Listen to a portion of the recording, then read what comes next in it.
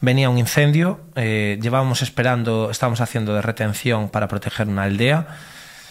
Quisimos hacer un ataque indirecto. Nos empezamos a meter por medio de matorral, quemando. El incendio se nos vino encima. Yo solo escuchaba detrás mía del viento y el ruido que hace el fuego. No me coja, por favor, que no me fallen las piernas.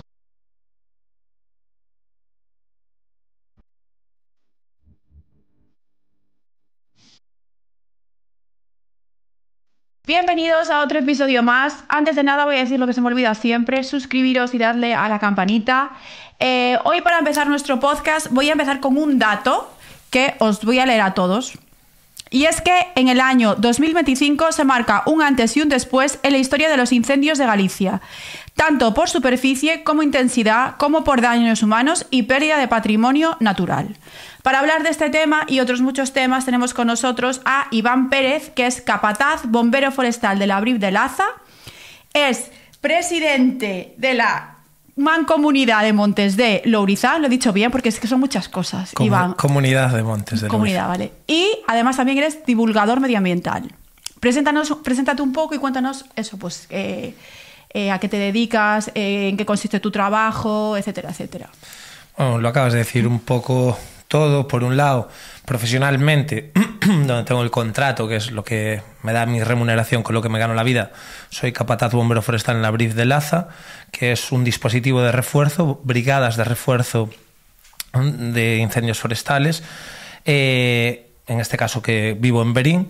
Después, a nivel local, en Pontevedra, yo soy de Lourizán, pues soy el presidente de la Comunidad de Montes, que al final es una figura de gestión del territorio, donde bueno, pues los vecinos de ese entorno se preocupan de gestionar su monte.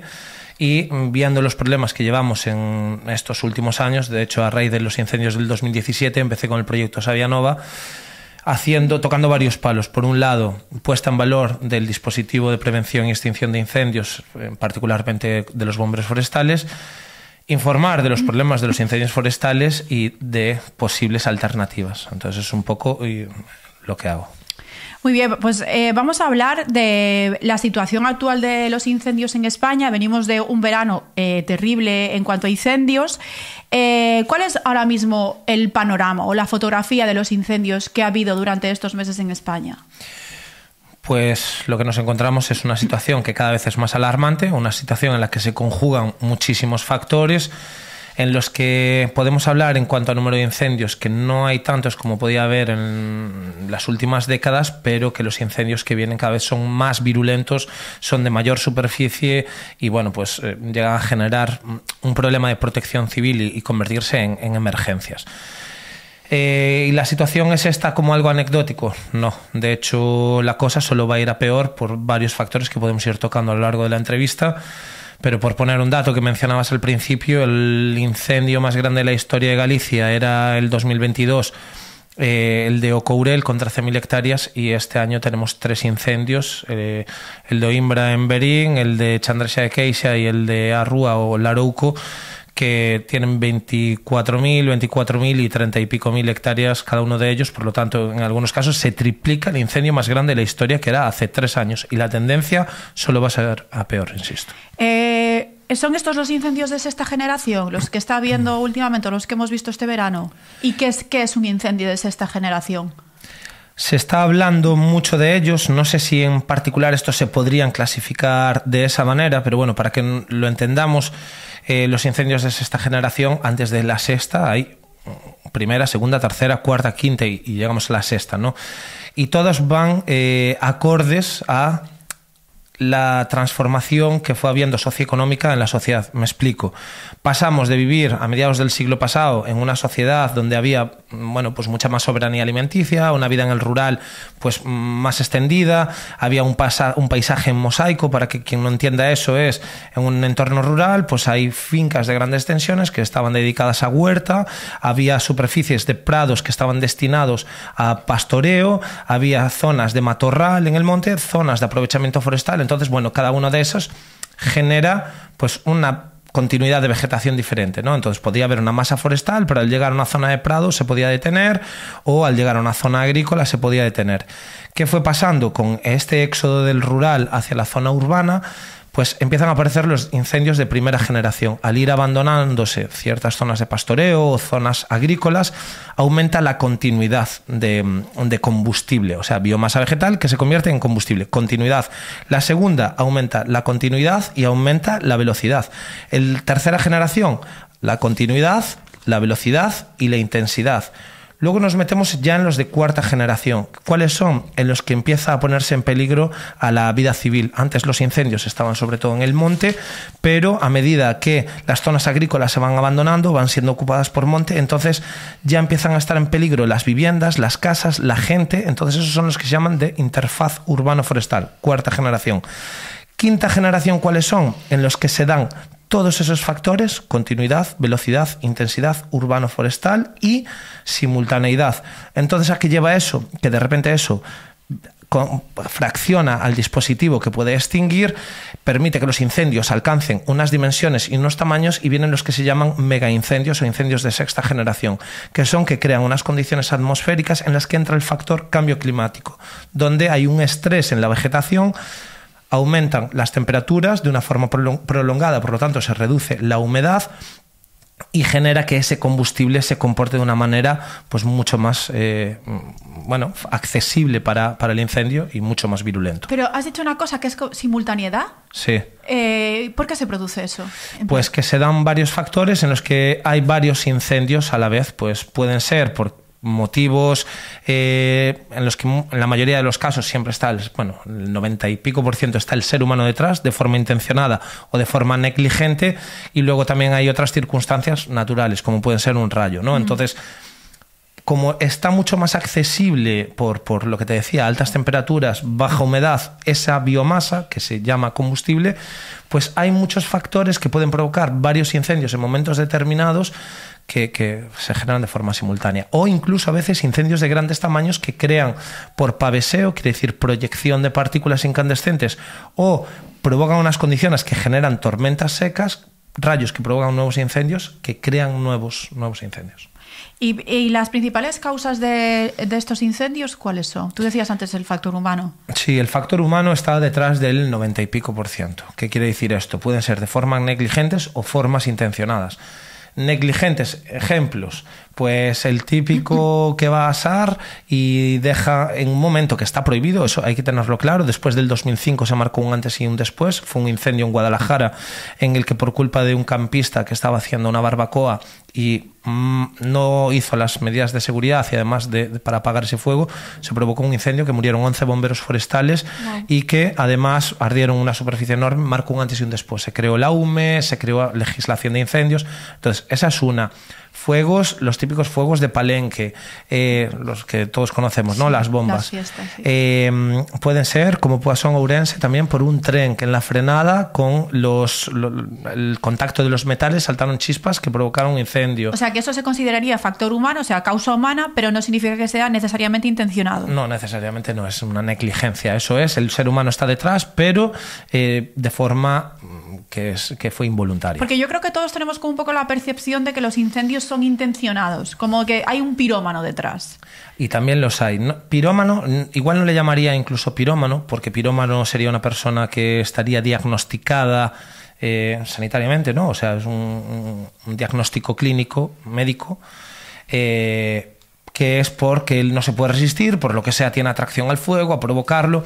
Ese es uno de los motivos, puede ser, la verdad que no te sé decir, no me atrevo a decirte una cifra exacta, pero después hay otros condicionantes. Tenemos que separar, por así decir, podríamos hablar de dos Galicias: la Galicia de la costa, la Galicia más urbana, la Galicia más desvinculada del medio natural, como la que nos encontramos aquí en el entorno de Vigo, o nos podemos ir a la Galicia ya de interior, en la que tiene un vínculo con la tierra mucho más profundo y pues donde el fuego se utilizaba como una herramienta o de regeneración de pastos o para mover animales cinegéticos, o sea, temas de caza de unos cotos a otros, de unas zonas a otras, para facilitar accesos o para limpieza de montes, hay varios condicionantes que pueden determinar esa intencionalidad. O sea que realmente ¿existe eso que se llama la cultura del fuego en Galicia? Por supuesto, para todo, o sea, desde lo que te decía, en un entorno muy próximo, o sea, sin alejarnos mucho de Vigo, cualquiera que tenga una finca y que tenga viñas, pues genera una serie de restos vegetales que una de las formas de eliminarla es quemándola. Está muy presente, ya te digo. Históricamente, el fuego es uno de los elementos de regulación de la biomasa de forma natural o de forma intencionada, pues ya te digo, como ganaderos, como un método de renovación de pastos. Ajá. Pero a día de hoy, o sea, lo que es el rural está como abandonado y esto tiene impacto en los incendios, el abandono del rural. ¿Hasta qué punto es como culpable de estos incendios de sexta generación? Es fundamental. De hecho, una de las cosas que dicen los expertos como causa y como consecuencia y a la vez como necesidad de recuperar es abordar el tema de la fijación de población en el rural, abordar la creación, una vez más, de paisajes en mosaico y de, bueno, pues de crear vida. Porque al final, cuando se habla de prevención, en muchas ocasiones se utiliza la terminología de desbrozar, es que hay que limpiar, es que no sé qué. Y eso es nadar a contracorriente. No puede ser rentable ni suficiente solo estar desbrozando pistas, porque nosotros en la BRIF, a lo largo de todo el invierno, hacemos trabajos de prevención, tenemos las brigadas con labores preventivas y muchos de los trabajos de desbroces en pistas o en cortafuegos, estos incendios demostraron que no valen. O sea, son necesarios hacerlos, pero no son suficientes. La verdadera prevención parte de generar actividad económica. ¿Pero tú crees que eso es viable? En el 2025, en una sociedad cada vez más digitalizada, industrializada, urbana... ¿Tú comes? Sí, como. Vale. ¿Y de dónde viene lo que tú comes? Pues la mayor parte de lo que yo como muchas veces viene de países no industrializados. Vale, porque tienen unas condiciones de salario y exigencias ambientales mucho 100%. Menores, entonces a lo mejor lo que tenemos que hacer, aunque suene muy radical, es intervenir el mercado, facilitando... Madre mía, lo que está diciendo. Sí, no, sonará una locura. Pero es que lo que debemos hacer es facilitar las cosas. No puede ser que estemos produciendo un alimento de calidad. O sea, al final estamos importando un producto que parece mucho más barato y a efectos sociales son mucho más baratos, pero las consecuencias cuando tenemos que vivir estas tragedias que son ecológicas, económicas y sociales son mucho más caras al final. Sí, pero digo que económicamente no es viable. Económicamente, pues depende, si se le dan facilidades. Es que cuando hacemos los cálculos económicos y no se meten lo que se llaman las externalidades en los cálculos económicos, pues claro que no. Al final, si tú que hagas una actividad pero no cuentas cuánto contamina o no cuentas una serie de circunstancias que, ¿por qué no se meten en los términos económicos? Y yo creo que, o sea, que entiendo lo que quieres decir, pero realmente me parece una cosa como difícil de conseguir, que es cambiar un modelo económico. Ya, en muchas ocasiones como personas, cuando estamos metidos en unos vicios y cuando estamos metidos en una situación de salud complicada, parece complicado cambiar tus hábitos alimenticios, parece complicado ponerte a hacer actividades, pero son necesarias. O sea, tú cuando eres una persona súper obesa, con una mala alimentación, con un sedentarismo, tienes que hacer cambios en tus hábitos que parecen complicados. Como sociedad deberemos abordarlo de la misma manera. Parece muy complejo. Sí, lo es. Vale, pues es que es el reto. Que yo creo, incluso, igual me equivoco, pero yo creo que la propia Unión Europea desincentiva la producción de eso, agricultura, toda esta cosa. Igual con el tema de la ganadería intensiva o extensiva está más, pero la agricultura tiene cuotas. Pues aquí es a donde vamos, donde están las PAC, que son las políticas de agraria común, donde está el tratar de fomentar, las ayudas de los fondos FEDER. Pero son también en muchas ocasiones muy irónicos porque te están dando ayudas para nuevos emprendedores, pero es que después al final tú gastas, por poner un ejemplo, en Cotobadi, un joven emprendedor que monta 3 hectáreas que son 30.000 metros cuadrados para producción de arándano. Pero es que de repente en el supermercado ves que el arándano se manda de Perú y es muchísimo más barato, el consumidor va a comprar eso. Con este tipo de cosas es lo que tenemos que hacer, es que los intermediarios, dentro de esas, obligar o fomentar que sean prioritario la compra de productos locales. ¿Qué pasa? Va a haber los lobbies, pero es que no pasa en contra del capitalismo. Bueno, no pasa con el tabaco también. No hubo que hacer prohibiciones en cuanto a los tabacos, en cuanto al consumo de tabaco, y los lobbies de las tabacaleras seguramente hicieron muchísima presión. Bueno, pero lo que tenemos que ver es socialmente y ambientalmente qué es lo que nos sale caro. Y lo estamos viendo. Aquí te digo de verdad, mira, cuando se habla de los incendios de sexta generación vienen, uno de los más cercanos que tuvimos fue Pedrogao Grande en el 2017 en Portugal, donde murieron 64 personas. Wow. Tiene que haber una catástrofe. El 2017, aquí en el entorno de Vigo, yo creo que todos recordarán un poco esa situación. Dios mío, sí.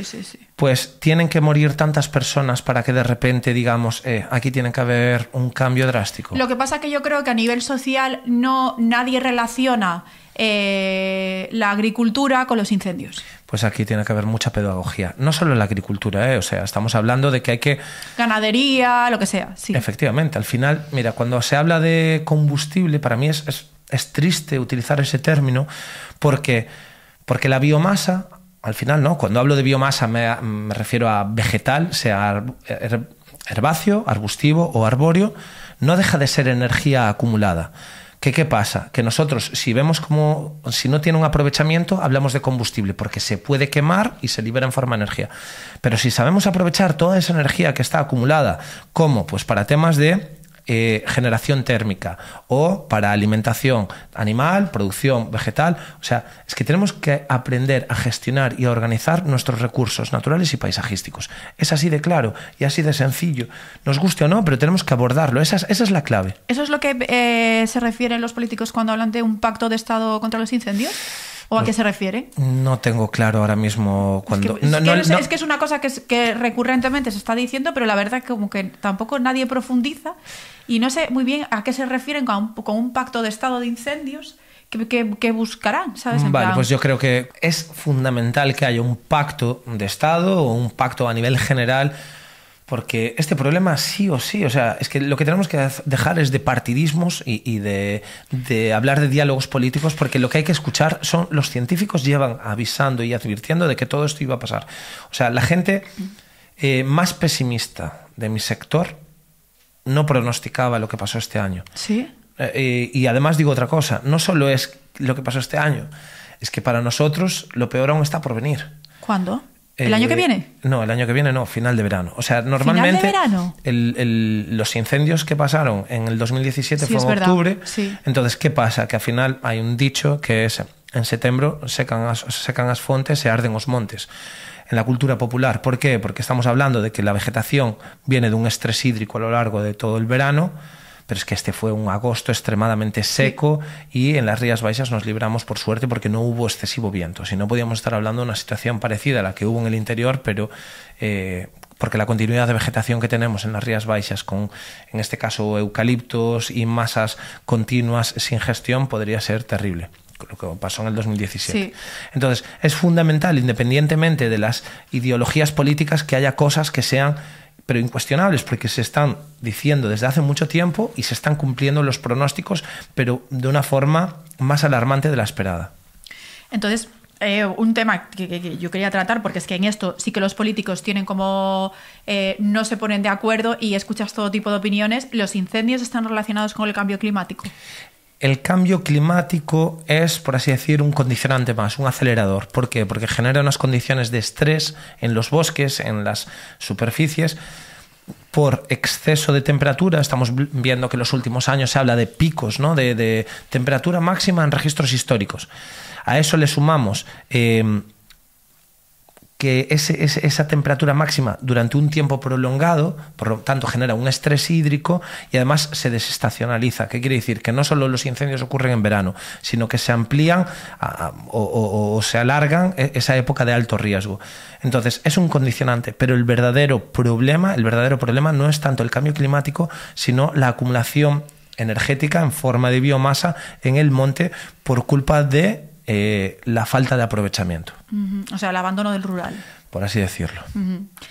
Vamos a hablar de casos concretos de incendio, concretamente de este verano, del incendio del Arouco en Orense. Cuéntanos un poco cuáles fueron las causas y cómo se llegó a esas hectáreas quemadas. En concreto, el de Arouco, Arrúa o el barco de Valdeorras, porque es que al final la envergadura de ese incendio es terrible, se convierte actualmente en el incendio más grande de la historia de Galicia, desde que hay registros, vamos, con 30 y pico mil hectáreas, triplicando casi el incendio más grande, que era el de Ocourel en el 2022. Creo que en ese no están determinadas todavía las causas. Había escuchado la posibilidad de un rayo o de una línea de tensión o chispazo. En concreto, no sé exactamente las causas de ese incendio. Pero bueno, como preguntas de causas, por ejemplo, el de Berín o Imbra, que me afectó de cerca porque es al lado de donde vivo, en ese caso sí, concreto, sí que fue, por ejemplo, por un desbroce, por un tractor haciendo unos trabajos de limpieza que... tenemos que saber que el IRDI, que es el índice de riesgo diario de incendios, que está accesible para todo el mundo, determina las actividades que se pueden hacer, y en ese caso, cuando el IRDI es alto, un tractorista o cualquier trabajador debe llevar un equipo de extinción o sofocación de incendios, que no creo que llevase. Pero en este caso se está recargando, bueno, está recayendo sobre ese pobre hombre, que al final no deja de ser un trabajador por una empresa, y hay que saber quién contrató, que no fue una administración, incluso todo eso. ¿Qué fue la administración? No lo sé, o sea, quiero decir, quién contrató a esa empresa para hacer esos trabajos que podían ser preventivos de fajas secundarias. Esto pasa como con lo del Alvia. Al final a quien se recae es encima del último eslabón. Y de hecho, bueno, encima estamos hablando de que en ese incendio hay 3 víctimas, bueno, 3 heridos con quemaduras, 3 chavales que estaban trabajando en las brigadas municipales de incendios. En el del Arouco estamos hablando además que hubo varias poblaciones donde ardieron casas, en algunos casos de uso habitual. Y ya te digo, las condiciones, o sea, lo que llevó al punto de ignición, no lo sé, no te lo puedo decir, pero es que estamos hablando de unas magnitudes de incendios que se deben principalmente a lo que estábamos hablando hasta ahora, un poco ese abandono en las zonas en las que ardieron las casas. Yo para mí digo una cosa, los incendios no son tanto la causa, sino la consecuencia. Al final es un indicador de un problema, porque si no, no hubieran ardido casas o no hubiera llegado, sí, hay vida y hay una fijación de población. Ya. En este incendio hubo como tiempo, o sea, no sé si fue en los incendios de Galicia o los de Castilla y León, que hubo como una especie de que las autoridades tardaron como tiempo en reconocer la magnitud de los incendios. Creo que fue más en el caso de Castilla y León que en el de Galicia. ¿A vosotros eso tiene algún impacto en el trabajo que hacéis? Que las autoridades tarden en reconocer la magnitud, que os den más medios, que decir que se pida ayuda, a lo mejor, pues yo que sé, a la UME, no sé. A lo mejor, más bien, yo creo que desde el punto de vista público, en cuanto a la gestión de medios, yo he de reconocer que se actúa con bastante rapidez. Se habla mucho de la falta de medios y demás. La situación actual hacía que fuera inviable, o sea, no puedes tener un dispositivo que abordara todo esto, o sea, no podemos estar a la defensiva, hay que abordarlo de otro punto de vista. ¿Qué es lo que determina en muchas ocasiones la forma de actuar? La declaración de situación 2, que fue una de las cosas que pasó, por ejemplo, en Ourense, en toda la provincia, que se declara situación 2 cuando el incendio alcanza una envergadura determinada y pone en peligro población civil. En cuanto a ese de cuánto se tardó a lo mejor en decretar algo, me pillas, no quiero entrar en cosas de ese tipo porque no lo sé, o sea, no te puedo decir qué pasó ahí. Sí que fue muy criticado, por ejemplo, lo que pasó con la zona de Casallo, el Teixeral de Casallo o con Penatrevinca, de que se tardaron en dar, parece ser públicamente, datos de que ese incendio que venía de la zona de León, pues información al respecto de él. Y por lo tanto, al no haber información o al no tenerse en cuenta a la hora de mandar medios, pero insisto, estaba siendo una situación catastrófica en la que los medios no daban abasto a abordar. De hecho, en muchas ocasiones, gracias a población civil que actuaba, a veces mejor, otras peor, pero bueno, se evitaron situaciones que podían ser todavía peores. Claro, hay mucha discrepancia también en cuanto a datos a la hora de la magnitud de la catástrofe. Por ejemplo, en el caso de Galicia hubo bastante polémica porque había discrepancia con los datos de Copernicus con los que daba la Xunta. Los datos del Copernicus es un sistema a nivel europeo, un satélite que nos da un sistema de información geográfica, y se hablaba de que había en Galicia más de 150.000 hectáreas, pero por otro lado la Xunta, no sé cuál era su fuente, pero hablaba de 100.000, o sea, casi un desfase de 50.000 hectáreas. Y aquí entra un poco en juego cosas políticas, porque luego al mismo tiempo el Partido Popular, que es de la Xunta, que es quien utilizaba unos datos y no utilizaba los del Copérnicus, a nivel nacional sí que utilizaba los del Copérnicus, y es a donde vamos, que eso es ridículo estar jugando a utilizo lo que me conviene en cada momento. Tenemos que ser serios, abordar las situaciones y hablar con datos reales. Y bueno, otra de las cosas que se está criticando mucho a la Xunta de Galicia, bueno, a las declaraciones de Alfonso Rueda, el presidente, lo de infravalorar mucho, sí, de ardió matorral y ardió bosque bajo. Claro, no, y piedras. O sea, vamos a ver. En primer lugar, ¿es peor que arda una plantación de pinos que arda una superficie de matorral? Eso es infravalorar muchísimo los ecosistemas que tenemos en Galicia. O sea, ¿desde qué punto? Si hablas desde un punto de vista puramente económico, centrándote en valor de la madera, pues claro, pero es que las cosas son mucho más complejas. Estamos hablando de que este año ardieron espacios naturales de gran interés. El Teixidal de Casallo es uno de los bosques más antiguos de Europa. Volvió a arder el Parque Natural de Invernadoiro, Parque Natural de Enciña da Lastra. Volvió a verse afectado la zona de Ocourel. O sea, estamos hablando del patrimonio natural más importante de Galicia.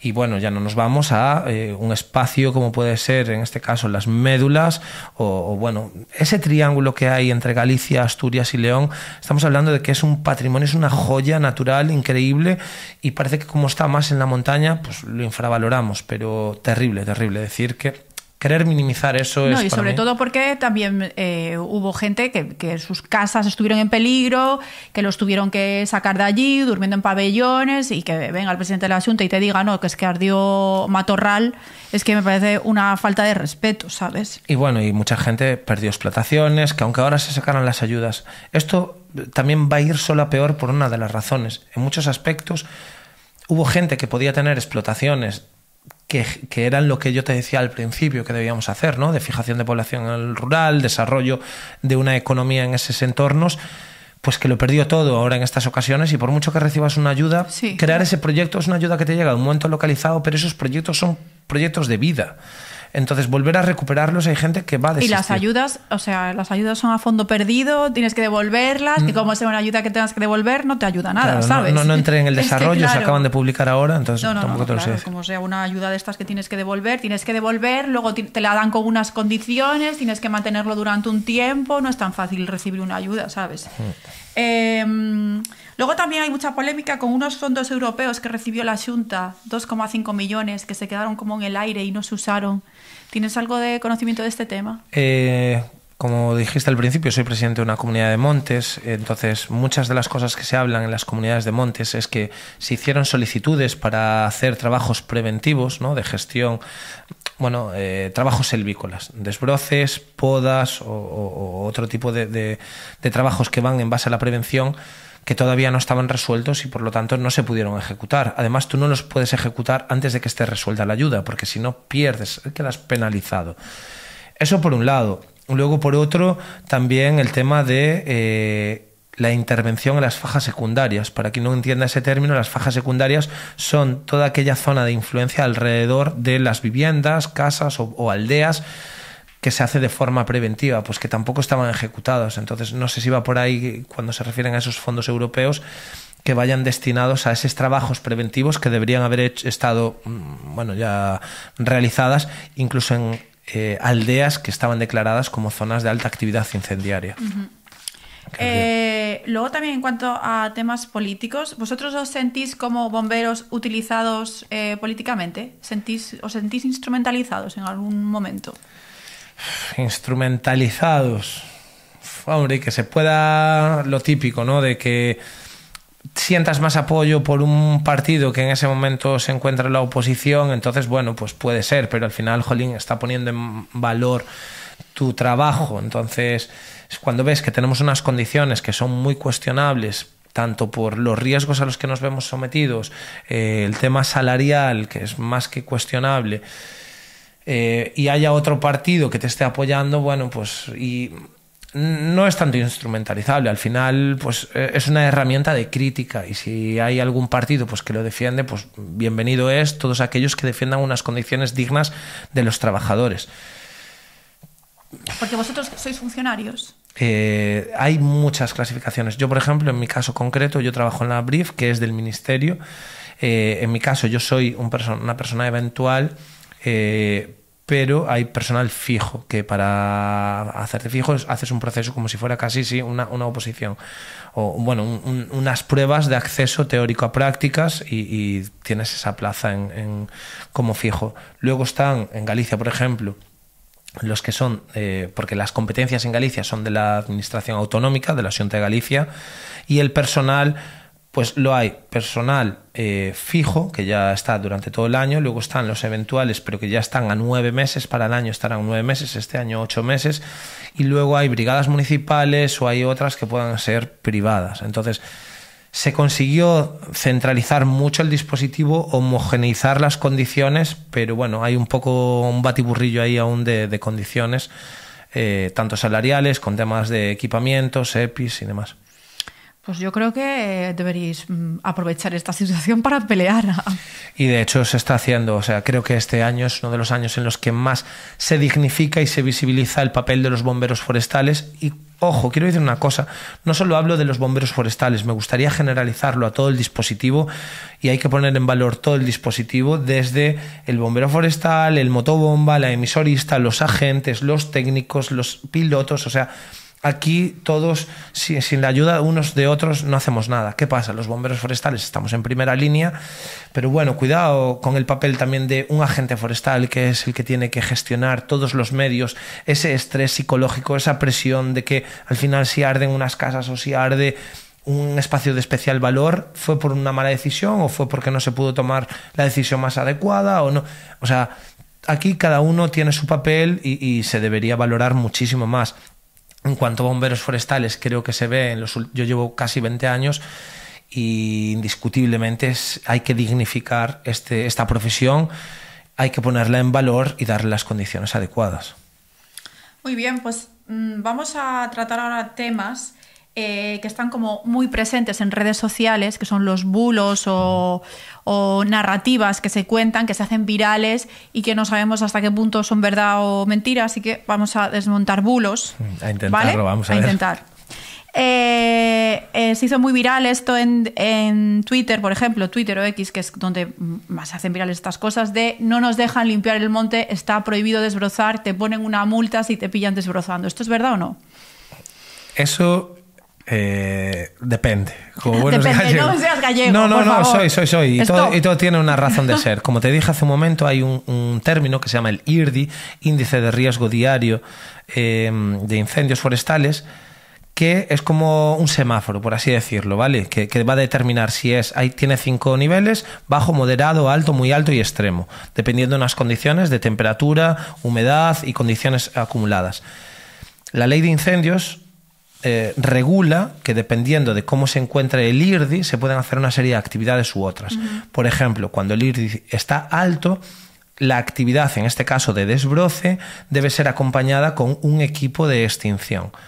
Cuando el IRDI es muy alto o extremo, no se puede hacer, pero por el riesgo que supone. Entonces esto es un bulo. Si te dejan desbrozar. Efectivamente, simplemente está limitado por el IRDI. Okay.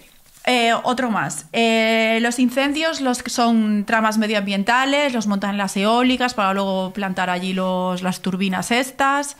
¿Esto es verdad o no? Porque de hecho se hizo muy viral una imagen de un monte en Asturias, que no sé si era verdad o era mentira, de el monte ardiendo, y luego la siguiente imagen, un monte lleno de las turbinas eólicas estas. Ahora te acabo de mencionar la ley de incendios, pero tenemos la ley de montes. En la ley de montes se determinan 3 cosas, ¿no? Como 3 factores. Si hay un incendio y en esa zona no había ningún tipo de proyecto previo ya aprobado, sea de edificación, parques o todo esto, no se puede hacer ninguna intervención en 30 años. O sea, ¿qué quiero decir? Que esas situaciones de ahí ardió para luego recalificar el terreno y construir, no. Lo único que haría sería dificultar que se pueda recalificar algo durante 30 años. Y también, por ejemplo, zonas donde arde, para temas de ganadería, no se podría pastorear durante 2 años o hasta que vuelva a recuperar la masa vegetal, o en temas de caza durante 3 años. O sea, en muchas ocasiones se utilizan esos términos, pero a no ser que ya el proyecto estuviera aprobado previamente, no se puede edificar, recalificar o hacer una modificación durante 30. Y si ya está aprobado el proyecto, no tiene ningún sentido que lleves el monte, ¿no? Lo único que puede generar es poner un foco y una crítica en ese punto, ¿no? Entonces, tú, si vas a montar un proyecto que crees que va a ser controvertido, crear un incendio que va a poner un foco ahí, una lupa, no tiene sentido. Para mí no lo tiene. Vamos. Entonces esto dictaminamos que es bulo también. Vale.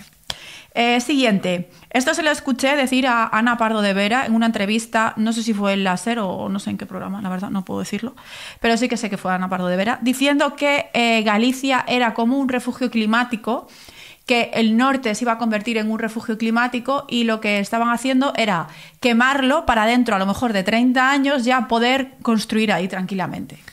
O sea, me parece una cosa como... Vale. Teorías conspiranoicas. Venga, pues contra el conspiranoico. En primer lugar, yo creo que sí que va a ser un refugio climático y lo estamos viviendo a día de hoy. De hecho, entre las campañas de turismo que se hacen en Galicia para fomentar que venga un turismo ya no solo nacional, ya empieza a venir un turismo internacional.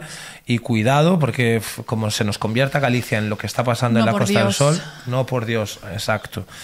Pues eso está pasando ya. Y de hecho mucho turismo nacional está viniendo porque el clima en verano es mucho más temperado que en el sur.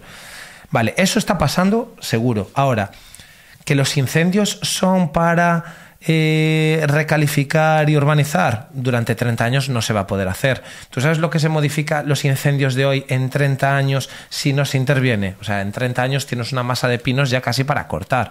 O un matorral...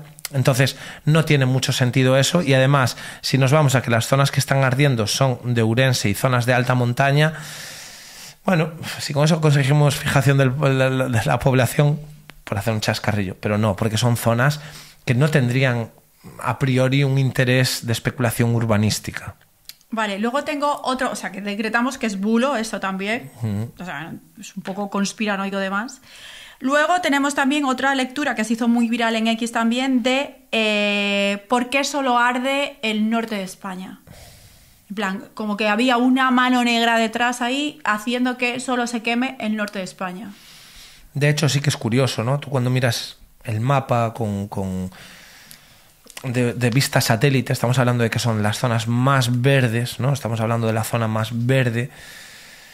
Y aquí sí que ya entramos en muchos factores. Por un lado, se da que estos incendios cogen esa virulencia porque acumulan mayor biomasa. Entonces, al haber más biomasa, hablamos de combustible. Y encima estamos hablando de que en zonas con una influencia también de clima mediterráneo, la zona de Ourense, que acumula muchísima temperatura, con falta de precipitaciones, y encima, si tienes mucha vegetación, se dan esos condicionantes. Si además... nos dedicamos a hacer plantaciones de especies que son pirófitas, como pueden ser pinos o eucaliptos, y además tenemos un abandono del rural, o sea, se dan muchísimos factores de tener muchísima biomasa y en unas condiciones de temperatura prolongada, falta de agua y punto de ignición, pues tenemos el jaleo que tenemos. Ya. Yo creo que es que además no se va a quemar el desierto de los Monegros, obviamente. Obviamente. Se quema el bosque. O los olivares, pero bueno, en las zonas de sierra también este año, en la zona de Cádiz, en la zona de Málaga. Málaga, sí, todos los años se quema Málaga. Siempre. Pasa, sí, pero bueno, pero estamos hablando que solo entre Galicia, León y a lo mejor Asturias, alguna zona de Cantabria, pero arde en el norte más del 80% de los incendios de la superficie de toda España. Bueno, o sea que de que está planeado y hay una mano negra detrás, decretamos que es bulo también, ¿no? A ver, es que es muy complejo. Mira, tú ahora... Sí, es que es muy complejo. No me atrevo a decir... ¿Quieres no, mojarte? Claro.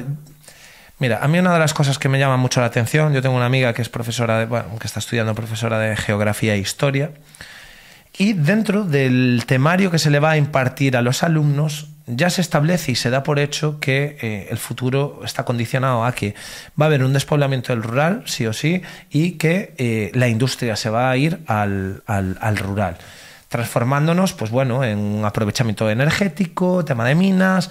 Pero industria, no agricultura, como tú decías. Efectivamente. Entonces, lo que está pasando es que las tendencias llevan a que se abandone, ya lo damos por hecho y es como que lo asumimos y a lo mejor es porque incluso interesa, pero interesa a quién. Entonces... Bueno, yo creo que interesa, yo creo que es como, no sé si interesa o no interesa, pero es como lógico que al final es como que los países subdesarrollados son el granero de los países desarrollallados. Es que es capitalismo de primero, ¿sabes? Sí, pues, es que es así. O es a lo mejor, ¿cómo se llama? Kamikaze de primero también. Bueno, es que el capitalismo es así. Pues... Bienvenidos al capitalismo. Bueno, o a lo mejor tenemos que reconsiderar muchas cosas, no dar todo por hecho, ¿no? Y diremos, ¡buah, es que no se puede intervenir! Pues... Ya, pero es que, a ver, al final no es que des por hecho, no, es que al final los países desarrollados tienen la economía necesaria para tener industria, tecnología y todas estas cosas que los países subdesarrollados no tienen. Entonces, al final, los países subdesarrollados acaban dedicándose a la agricultura, a cosas que utilicen mano de obra barata, y los países desarrollados tienen industria de tecnología, cosas que para llevarlas a cabo necesitas grandes inversiones económicas. O sea, capitalismo de primero. Sí, de primero, pero lo que se está viendo es que está habiendo unas consecuencias en las sociedades donde con este tipo de vida la sociedad cada vez está más enferma, con problemas de ansiedad, con problemas de depresión. Entonces, estos problemas... Bueno, pues en algún momento vamos a tener que dar un volantazo hacia algún lado o reconsiderar el capitalismo o meter algún ingrediente más en el capitalismo. Yo tengo que decir que a mí el capitalismo me gusta. En muchas ocasiones yo entiendo cómo funciona, cómo regula y cómo permite el avance. O sea, lo que pasa que, insisto, no se puede hablar del capitalismo o de la economía como una matemática o una ciencia pura. O sea, la economía hay que meterle diferentes... agentes y diferentes ecuaciones diferentes para mejorar como sociedad. Porque, insisto, y se va a hablar del sector primario. Pero es que estás obviando una cosa, y es que el capitalismo lo que busca es la rentabilidad máxima, maximizar los beneficios de cualquier empresa. Y si tú le metes que si mano de obra, que si no sé qué, que si tal, hasta el final es que no va a ningún sitio. Pues mira, Nash, un matemático, decía, y bueno, de ahí es de donde viene y es como se tienen que regular. Al final la empresa que va a triunfar, la que va a ser sostenible, va a ser aquella que su beneficio, su máximo beneficio, se consiga beneficiando socialmente. Entonces vamos a ir caminando hacia eso. Eso no te lo compra nadie. Eso te lo compro. Te lo comprará un matemático, pero un económico no te lo compra. Un económico te lo compra, porque es lo que se convierte en sostenible. La tendencia de la sociedad y la demanda va hacia eso, y aunque cueste verlo, ya lo verás, cómo... de hecho, lo que hace es resolver problemas sociales. La empresa que triunfa es aquella que consigue ir resolviendo problemas sociales. Eso no es verdad. ¿Cómo que la empresa que triunfa es la que resuelve problemas sociales? Sí, que en muchas ocasiones generará otros, pero que va a ir consiguiendo generar... La empresa que triunfa es la que más beneficios genera.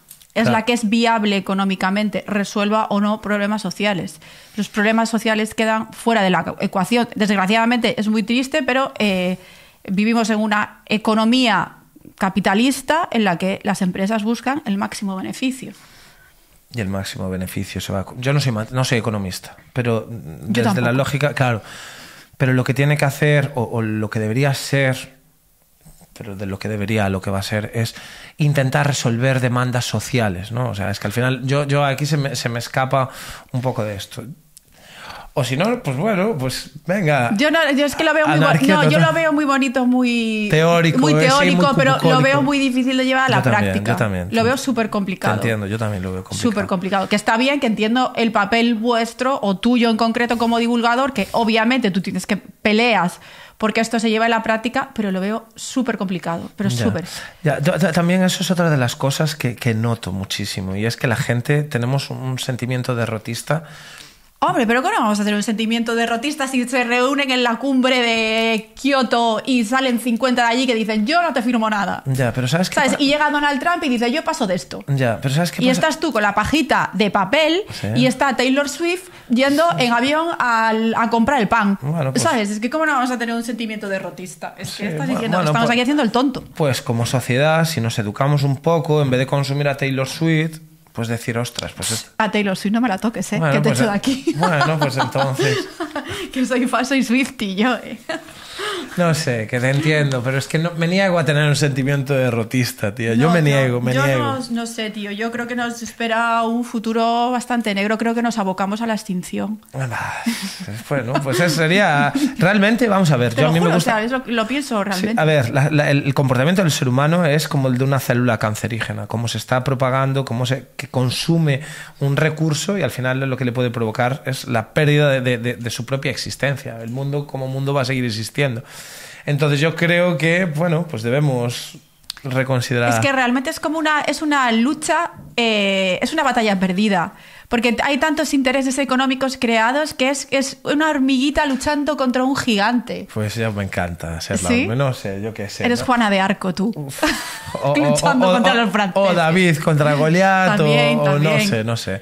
Sí. Pero soy un motivado. Bueno, tío, cada uno con lo suyo. Y mira, aquí estoy hablando contigo, que tú eres otra motivada, si yo lo traería. Sí, pero de otras cosas.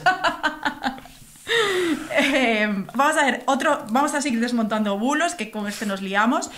El capitalismo manda, bulo. ¿El capitalismo qué? Manda, no. Anda que no manda el capitalismo, chaval, flipas. O sea, el capitalismo es, vamos, lo que hace que tengas que ir a trabajar todos los días. Si no, nadie iba. Bueno. Esto es un experto forestal que entrevista mucho en la Sexta, que se llama, creo que Fernando Constelares, o lo tengo aquí apuntado como F. Constelares. ¿Constelares? ¿No será Paco Castañares? O... No, Constelares. Vale, pues no sé quién. Sí, te lo no sé quién. Los incendios son necesarios. Es un señor que dice que los incendios forman parte de la naturaleza, ¿Sí? que existen desde que el mundo es mundo y que estamos todos locos por querer terminar con esto. Bueno, es que claro, dicho eso así, ese hombre, y lo digo porque lo padezco... Pero estoy resumiendo así a grandes rasgos. Claro, Igual pero... exactamente no dijo esto el señor y yo Claro. estoy poniendo palabras en su boca que no son, pero vamos. Bueno, pues eso es lo que hay que entender el contexto. Yo soy de lo de los titulares, que soy víctima de muchísimos titulares y de cosas que se malintencionan. Que los incendios son una de las mayores perturbaciones de los ecosistemas, es sin duda. Igual que te vas a otras zonas y puede ser la herbivoría o puede ser eso, los incendios, como reguladores de ese ecosistema y de la acumulación de biomasa. Porque los va a haber, pueden ser o por un rayo, pueden ser por otras circunstancias. Entonces, están ahí y el ser humano lo utilizó. ¿Qué pasa? Que, bueno, para mí es fundamental conjugar el cómo aprovechamos, cómo gestionamos y cómo organizamos los recursos naturales. Si no, eso sí que el fuego, de una forma u otra, va a ser un regulador. Uh-huh. Y el último, los eucaliptos son los culpables del fuego en Galicia. Siempre son como los eucaliptos, lo que le echamos la culpa a todos, al eucalipto. Eso es porque... Y bueno, no hay bosque autóctono, ahora todos son eucaliptos, si hubiera bosque autóctono no se quemaba, bla, bla, bla, esto. Ya, es que esto es lo típico de escuchar, cantar y la gente escucha campanadas y dice, vamos a ver, yo sí que esta teoría, en parte, es que hay que contextualizarlo todo. Por ejemplo, los incendios que hay ahora mismo, en Ourense, ahí no hay eucaliptos, ahí lo que ardió, pero tenemos otras circunstancias, hay continuidad de biomasa, en muchos casos de monte raso, en otros casos de superficie arbolada, que la más afectada sobre todo es la de pinares, porque son monocultivos de pinos que son altamente inflamables. En la zona ourense, ¿ardió eucalipto? No. Ahora, en las zonas de eucalipto no gestionadas, como tenemos aquí en las Rías Baixas, sí que es un enorme propagador, o sea, una especie que también se ve beneficiada por el fuego, tiene una alta inflamabilidad, además una facilidad para propagación de focos secundarios por las hojas, y luego por encima, en las zonas en las que arde, si no se gestionan, salen muchos más, no se atiende eso y aún se convierte en peor. ¿Qué hay que tener cuidado? Este año, por ejemplo, se acaba la derogación, bueno, está ahora mismo prohibido plantar eucalipto, pero en diciembre la Xunta no confirmó que va a continuar con la prohibición. Si a la zona de Ourense empezamos a meterle aún por encima de eucaliptos, o sea, es que es seguir aumentando la inflamabilidad del terreno, o sea, sería un elemento más que no sumaría, multiplicaría. Ya. Bueno, pues nada, con esto ya hemos desmontado bulos. Y ahora quiero hablar, esto me parece súper práctico para todo el mundo, porque todos nos preguntamos, o yo he visto imágenes en redes sociales de la gente metida en una autopista, en medio de un incendio, que están pasando los coches, y que tú qué haces. O sea, te metes para dentro del incendio, te quedas parado, aun a riesgo de que venga otro, porque estás en el medio de una autopista. Entonces, en esos casos, vamos a ver casos prácticos de qué harías tú o qué deberíamos hacer. Vale. Rollo, nos vemos en una autopista en el medio de un incendio en el monte. Vale. Había una noticia por ahí que ponía 2 malagueños se salvan. Lo vi. A mí me pareció una locura. O sea, dar la vuelta en una autopista y volver en dirección contraria, o sea, me parece una situación de riesgo mucho más complicada, porque aparte estarías más pendiente que de la carretera de la zona de incendios. Entonces, un poco por orden. Primero, estar al tanto. Hoy en día, hasta con el Google Maps y todo te advierte zona afectada por incendios, atender a los sistemas de emergencia y hacer caso, eso por un lado. Por otro, no nos dimos cuenta, no vimos ni escuchamos las noticias, no escuchamos nada de que la A52 estaba cortada, no llevamos el GPS, vamos y de repente nos encontramos que hay llamas. Es muy complicado, a veces asusta, pero realmente un incendio crece de forma radial. ¿Qué quiere decir? No es que sea una masa, una superficie ardiendo todo al mismo tiempo. Tú, sobre todo, cuando te vas a encontrar las llamas es en el perímetro. Una vez que lo atraviesas, no debería haber tanto riesgo como ese momento. Una autopista me parece una de las zonas más complicadas de que tengas. O sea, me pareció mucho más temerario haber dado la vuelta a una autopista e ir en dirección contraria que haber atravesado esa pared de fuego que podía ser algo momentáneo. Una vez que ¿tú crees que lo más seguro es tirar para adelante? Ir con mucho cuidado, reducir la velocidad, porque puede haber coches parados, hay humo y no se va a ver, pero sobre todo, si ya se sabe que va a haber un incendio de cierta envergadura, no meterse, y si va eso de dar vuelta, es que me parece un peligro. Yo reduciría la velocidad, iría con cuidado, continuaría por donde están las llamas y si no daría vuelta. Una de las cosas que tenemos que hacer es educar a la población a este tipo de cosas, porque nos vamos a ver qué hacer en casas, qué hacer si nos encontramos en carretera. Esto es fundamental que sí que se trate. Otro caso práctico. De repente estás en el monte, en el medio de una pista o una carretera en el monte y tu coche se le prende fuego. Puede pasarte. O sea, de hecho, creo que ha pasado alguna vez en alguno de estos incendios. ¿Qué haces? En la carretera, o sea, tú vas por carretera, tu coche... En el monte, una pista forestal. No debes andar por pistas forestales en coche. Bueno, pista forestal, pista de monte, asfaltada. Que te entiendo. Vale, y tu coche arde. Empieza a arder. Vale, pues en primer lugar, todos deberíamos llevar un extintor en el coche. ¿Un extintor en el coche? Sí, deberíamos llevar. O sea, ¿es obligatorio? No sé si es obligatorio, pero recomendado seguro. ¿Cómo va a ser un extintor en el coche? Recomendado seguro. Pues mira, para que no te pase ese tipo de cosas. Entonces, como primera medida, puede pasar un sobrecalentón, cualquier cosa. Un extintor ahí pequeñito en el maletero. Eso una. ¿Y dos? Dos. Si no tienes extintor y no eres capaz de llamar inmediatamente a emergencias, dar la ubicación, decir qué es lo que pasa, intentar apagar, pues bueno, no sé, se dan ahí esas, pero sobre todo avisar, no darte a la fuga y decir, no quiero saber nada de esto. Ya. Otra cosa, estás haciendo una barbacoa y te prende una chispa.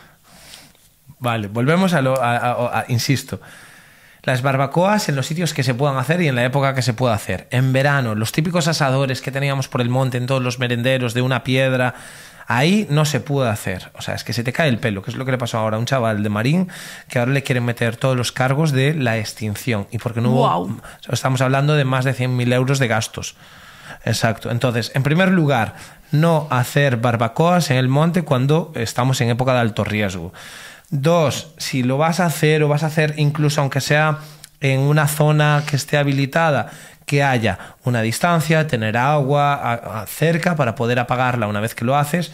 Entonces eso, no asar, y si vas a hacerlo, tener unas medidas alrededor, que por ejemplo aquí lo típico, cuando se hacen quemas agrícolas, no se cumplen con las medidas recomendadas, que son tener un perímetro alrededor trabajado, tener una manguera accesible cerca por si hay cualquier problema. Entonces, bueno, eso, tener agua cerca y tener un perímetro de seguridad. Y el último te sorprende un incendio en el monte. Yo qué sé, estás dando un paseo por el monte y te ves de repente en un incendio. Vale. ¿Qué hay que hacer?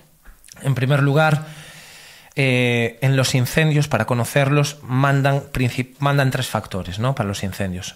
La meteorología, sobre todo el viento, que el viento es quien dirige el incendio, ¿no? Hacia donde sopla el viento es hacia donde va con mayor fuerza el fuego. ¿Pero qué va antes del fuego? Por delante el humo. Entonces, tú no vayas hacia esa zona, porque antes que morir quemado vas a morir asfixiado. 2, la pendiente. La pendiente es otra de las situaciones, ¿no? O sea, ¿hacia dónde va más rápido un incendio? ¿Hacia arriba o hacia abajo? ¿Hacia abajo? ¿Hacia arriba? Obviamente. Tú, si tienes... ¿La gravedad? La gravedad en este caso no, porque tú si prendes fuego, tú imagínate, a media ladera. Va para arriba, claro. La llama va hacia arriba. Entonces, esa llama que va hacia arriba va a coger vegetación más rápido, va a mandar el humo hacia arriba, entonces no ir ni ladera arriba, ni a favor de viento, y luego combustible, y buscar zonas de poco combustible. Vamos a ponernos en una situación extrema. Te viene el viento hacia ti, por lo tanto, tú si corres a contraviento y cuesta arriba, el incendio va a ir más rápido que tú, o bueno, va a poder subir, te puedes asfixiar. Lo ideal es, nosotros cuando trabajamos, el protocolo hace observar, comunicar, atención, y luego ruta de escape y lugar seguro. Como uno de los lugares seguros siempre llamamos a la zona quemada. O sea, la zona que está quemada es de las zonas más seguras. Entonces, a veces, si te viene un frente, ese frente no va a ser una pared de 30 metros toda continua. Siempre va a haber una zona donde no hay árboles, hay matorral. Entonces, buscar... Las pistas son zonas donde no arde, entonces la pista es una zona segura. Entonces, buscar por dónde poder atravesar el fuego, sea por la pista, porque una vez que pasas esa pared de radiación, luego ya está quemado, hay humo, pero ya no hay ese frente de llama. Entonces, buscar la zona en la que no nos veamos perjudicados por el viento, por la pendiente y que no haya mucho combustible. Ok, pues yo creo que ya ha quedado claro. O si nos pilla un incendio ya sabemos lo que tenemos que hacer. Una pregunta que te voy a hacer yo ahora que se me está ocurriendo. Lo último, dime si alguna vez has vivido una situación que hayas dicho, de aquí no salgo. Sí, para mí la peor, sin duda, o sea, la que más grabada tengo, que encima la tengo grabada, fue en Oirisio 2022, donde se conjugaron muchísimas malas decisiones y cuando las cosas no están claras no hay que hacerlas. Venía un incendio, estábamos haciendo de retención para proteger una aldea. Esperamos a que se hiciera de noche para intervenir y quisimos hacer un ataque indirecto. El ataque indirecto es hacer un contrafuego. Cuando ya la altura de llamas no puedes actuar ni de forma directa, ni con agua, ni tal, pues utilizamos el fuego para combatir el fuego. Pero es fundamental saber dónde empezarlo y dónde anclarlo y estar apoyado por una zona segura. No teníamos nada de eso. Nos empezamos a meter por medio de matorral, quemando. De repente hubo un cambio de viento y el incendio se nos vino encima. Tuvimos que no estábamos apoyados en ninguna pista, intentando escapar, pues caíamos porque estábamos rodeados de vegetación y yo estaba en punta de lanza. Y para mí, ¿sabes esa típica sensación de un sueño que no eres capaz de correr o que quieres gritar, no puedes? Yo solo escuchaba detrás mía del viento y el ruido que hace el fuego y quería correr, me caía al suelo y era por favor, notaba todo el calor en la nuca y era por favor que no me coja, por favor que no me fallen las piernas, y salía a la pista y de repente salía a la pista y me empezaron a gritar todos mis compañeros, pensábamos que te quedabas. Fue, y además es que lo tengo grabado literalmente, y pensé que me quedaba. De hecho estaba llorando en ese momento que pensé que me quedaba. 2022 fue un año muy complejo también a nivel de incendios. ¿Pero abrir cómo?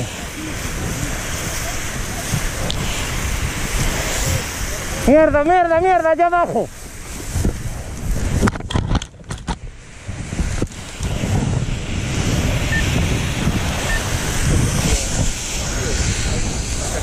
Mierda, que no se me corte, porfa.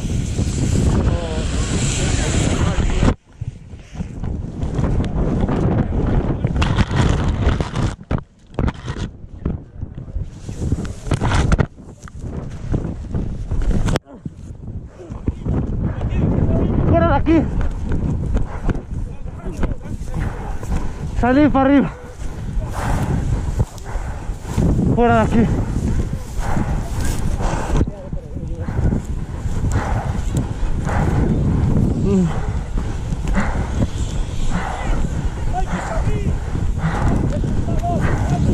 Fuera de aquí. Vamos rápido. Rápido. Pues qué, pues me parece una manera increíble de terminar. Así que tenemos que terminar porque nos hemos quedado sin tiempo. Muchas gracias por venir. Espero que haya servido para dejar tu mensaje. Muchas gracias a ti ¿Te vas por con invitar. la sensación de haber dejado mensaje? Sí, es que hay mil cosas que se podían tocar, bien, Claro. me alegro. El tiempo es limitado. Sí, incluso creo que estuvimos bastante serios, pensé que podía ser más distendido, pero bien, espero que hayas... ¿No fue lo suficientemente distendido para ti? Sí, lo fue. Vale, Te tenía miedo, no sabía por dónde ibas a salir. Bien, pues bien. mira, sorpresa. Bien. Muy bien. Bueno, pues gracias a todos, suscribiros y nos vemos en el siguiente episodio. Gracias. Muchas gracias a ti.